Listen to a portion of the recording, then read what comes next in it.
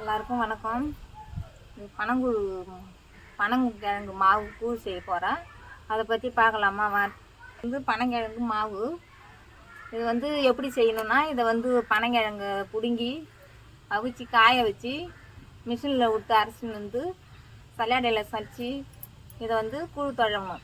கூழ் தொழணும்னா இது தேவையான மாவு எடுத்துக்கணும். இதை கரைச்சி கட்டி முட்டை இல்லாமல் கரைச்சி, இது வெல்லம்,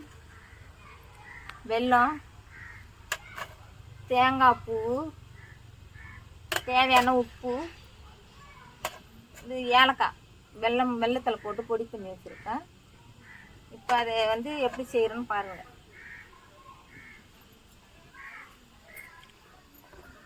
இதை கட்டி முட்டை இல்லாத கரைக்கணும். கட்டிக்கிட்டே இருந்ததுன்னா சரி வராது.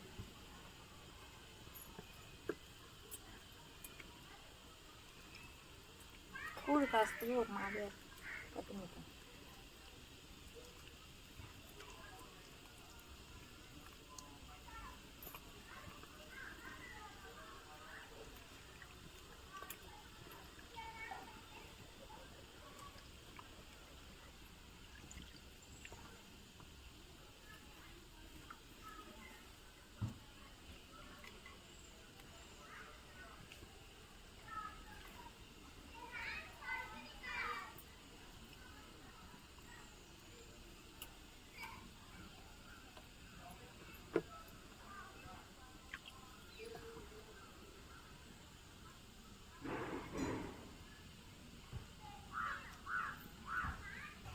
இப்போ மாவை கட்டி முட்டை இல்லாத கரைச்சிட்டு இதுமாரி 1.5 பங்கு தண்ணி வைக்கணும்.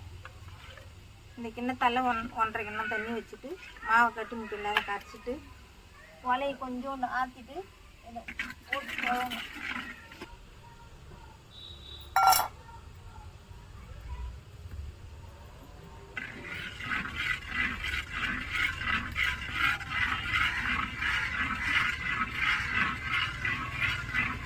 தொடங்கிட்டே இருக்கணும், இல்லைன்னா கட்டி முட்டை ஆகிடும்.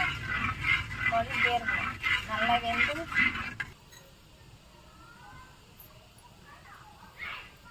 தேவையான உப்பு,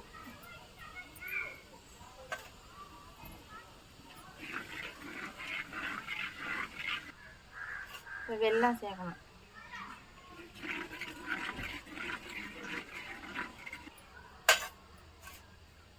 அடுத்தது தேங்காய் பூ, ஏலக்காய். பனங்கிழங்கு கூழ் ரெடி ஆயிடுத்து. வாங்க சாப்பிட்லாம், பார்க்கலாம்.